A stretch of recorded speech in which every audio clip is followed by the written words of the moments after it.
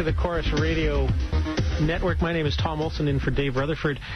My next guest has a position that I think will be construed as controversial by some. Dr. Kylan Langman is the resident physician at McMaster University.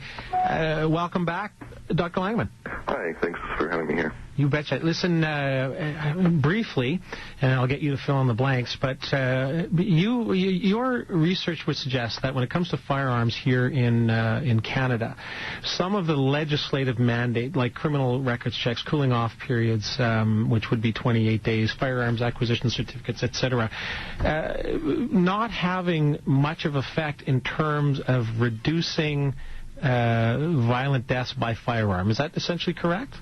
Yeah, that's essentially correct. I mean, most of the factors involved in rates of homicide by firearm involve other socioeconomic factors like population age and poverty, unemployment, etc.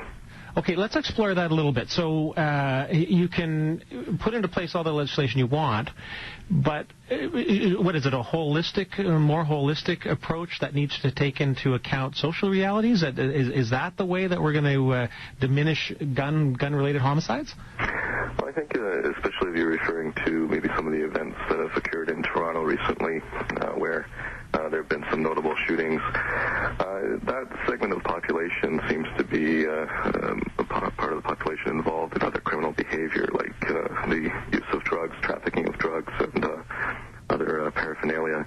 And those groups tend to use firearms mostly obtained on the black market from the United States or from under the table from certain illegal dealers up here. And they tend to use firearms for either protection or as part of a status symbol. The actual banning of firearms, as has been proposed, would be unlikely to have an effect. Indeed, in 1995, when certain small-sized pistols were banned from possession by Canadians, I found no evidence of any decreased effect on firearms homicide. In fact, the rate of handgun homicide has been slowly going up since 1974. So I want to clarify, when you talk about the community involved in this situation, I think you're making reference to the alleged gang ties? That would be true. Right. So, and it's a point well taken that's made many times that bad guys don't register their firearms, right? And oftentimes firearms make it into the black market, make it into the wrong hands through house break-ins, and that sort of thing. Well, that's a small number of firearms actually that do make it into the underground market.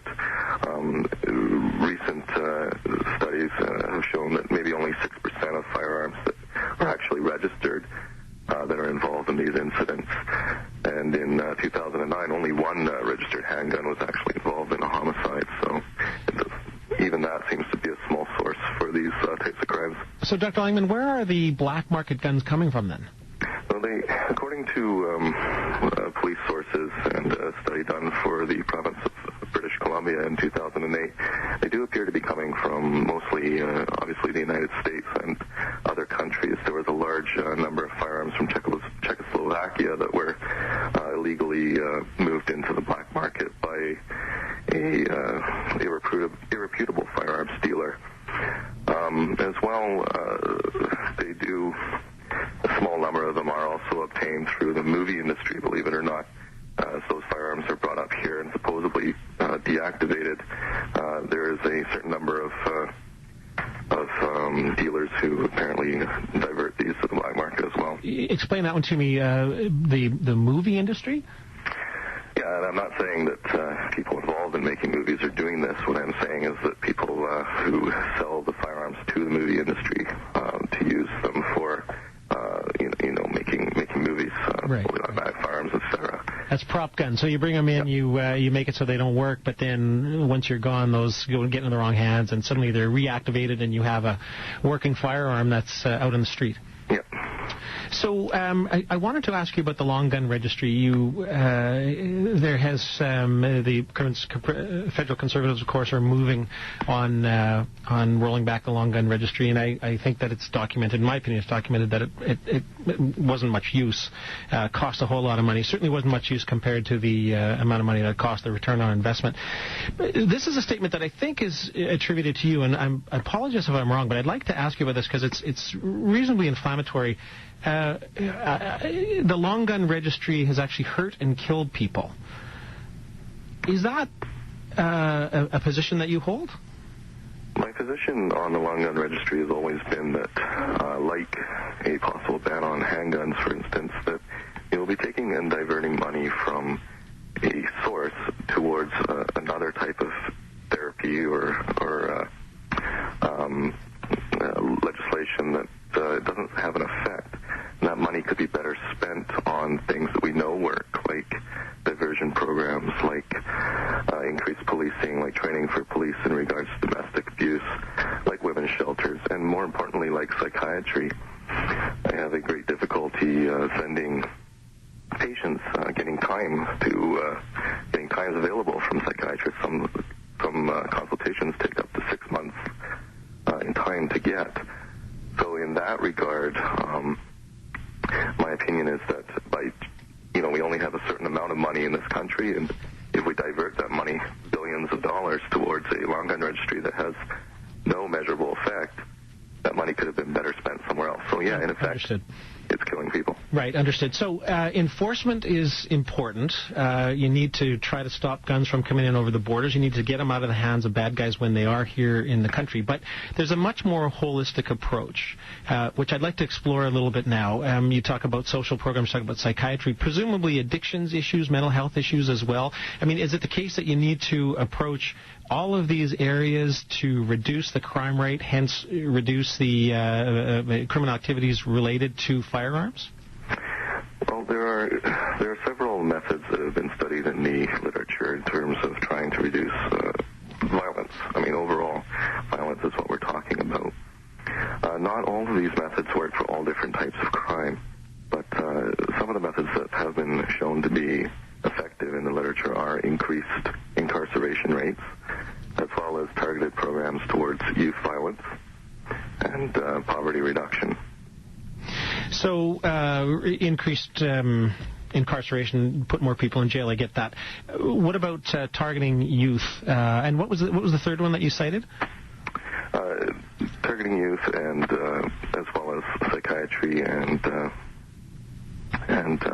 in terms of dealing with drugs and other crime. Okay, so targeting youth, specifically, what do you do? Do you offer them the opportunity to engage in positive activities when they might be after school hanging out with the wrong kind of people? Yeah, it is mostly through diversion, so removing them from the background of being exposed to people involved in crime, being exposed to people involved in drugs, counseling, and working towards education so that they will have a means of opportunity in terms of employment later in life rather than looking towards the streets. Right. Okay. So practically then, let's use a fictitious example. If you have a neighborhood that's maybe lower middle income, maybe both parents work, maybe there's a high incidence of single parenthood, kids are left to their own devices, there's not a positive role model, a lot of positive adult male role models around there. These individuals, I don't want to characterize unfairly, but these individuals might be prone to the wrong kinds of influences. So what do you do to offer positive alternatives in a practical way? Do you build a community center? How do you go about doing that? Well, that is the $1 million question, isn't it? Different groups have proposed different strategies. I'm not sure if there's any in particular that has a proven beneficial effect, but certainly offering people diversions from certain areas will help. I think also what has been shown that parents who are more involved in their children, especially parents involved in educating and teaching their children, have been shown to reduce the number of youths carrying firearms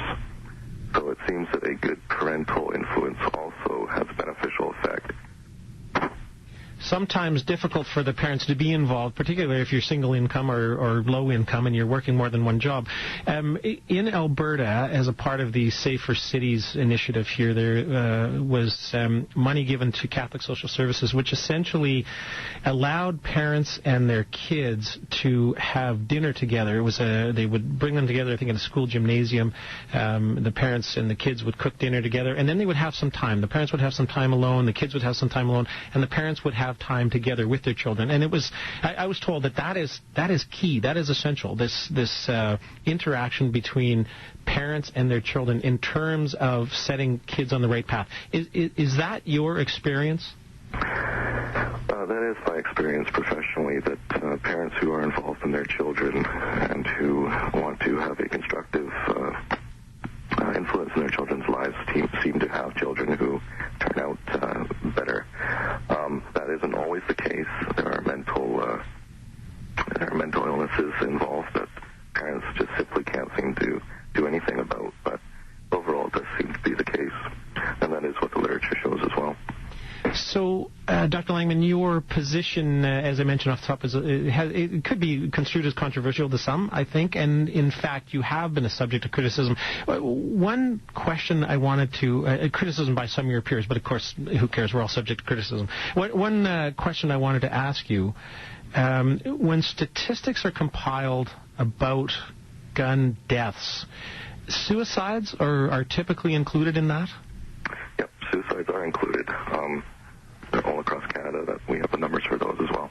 So would that tend then to skew statistics? I mean, if we're talking about firearm-related deaths, people right away, I think, would assume that this is deaths of a criminal nature, but that's not the case. And I think it's quite a high figure where the number of deaths related to firearms are suicide, correct? Yes, the numbers are all categorized into different causes. So homicide by long gun, etc., as well as homicide and suicide as well individually. So you can individually study simply just suicide apart from homicide by different types of firearms. So it doesn't seem to skew the numbers if that's what you're suggesting. Yeah, I wondered about that. I mean, if you factored out suicide, I mean, oftentimes proponents of gun restriction will say, well, there's all these firearms-related deaths, and then again, as I say, the assumption is that those are criminal-related. But if it's suicide, we're not talking a firearm-related death committed during the commission of a crime. No, I mean, you have to obviously be very careful with what anyone is saying when they speak statistics, of course. When I did look at suicide rates in Canada, especially in terms of the long gun registry, there were a number of claims that this had reduced suicides by about 200 a year. When I actually ran the numbers, I found no reduction in suicide. The trend of declining suicide by firearm had continued in the same rate, in the same manner as it had prior to the long gun registry. Dr. Langman, if you can stick with me, we have to take a short break. My guest is Dr. Kylan Langman. He's a resident physician at McMaster University, and we will be back after this. Welcome back. My guest is Dr. Kylan Langman. Dr. Langman, I wanted to ask you about an email that I saw earlier today, and it's related after a fact. As we mentioned earlier, there's this shooting in Toronto, then of course in Colorado, this horrible situation in the movie theater, both of which serve to bring the issue of guns and gun violence into the forefront. Lots of discussion about how you go about eradicating or limiting gun violence. And guns falling in the wrong hands. But this particular email talks about the sporting rifle athlete ambassadors, and I understand the role that they're going to be playing in the World Record Camp Games event. Can you tell us what has happened here? This is some fallout, I gather, from the situation that happened in Toronto? Well, it seems like both the politicians and the city of Toronto do want to try and change the attitude of individuals towards firearms, in particular those involved in criminality. And so part of their approach is to remove handguns and firearms from Canadians who use them legitimately. And we're talking about everybody who use firearms, which are about equal to the number of Canadians who golf. So it's a big sport in this country, and it's not something that's negligible. So what they've done is they've restricted the access of these two sport athletes who are involved in rifle competitive shooting from attending as ambassadors to the World Record Games, which is part of the ambassador movement from the summer games. And they're not letting them attend any of these camps, which involve, I believe, other children and youth, because they don't want them to spread the use of firearms as part of a sport, I guess, to try and reduce firearms use by criminals. I don't see how that's going to be possible.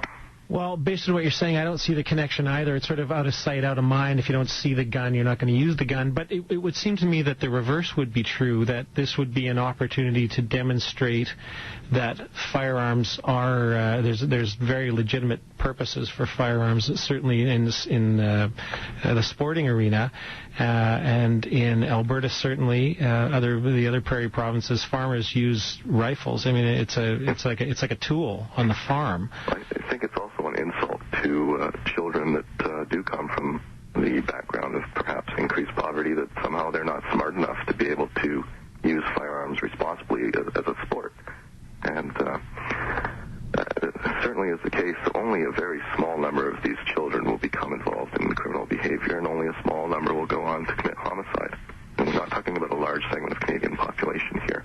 Right. I wanted to go back, and I touched on this earlier, and I just want to get a more clear understanding, if it's possible, from you about the approach. So we know, according to your study, we know what doesn't work.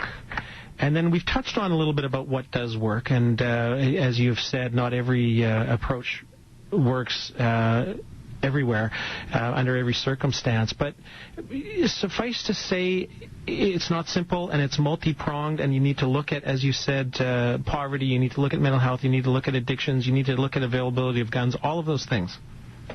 Yes, that's correct. I mean, there is no one answer to this problem, that's for sure.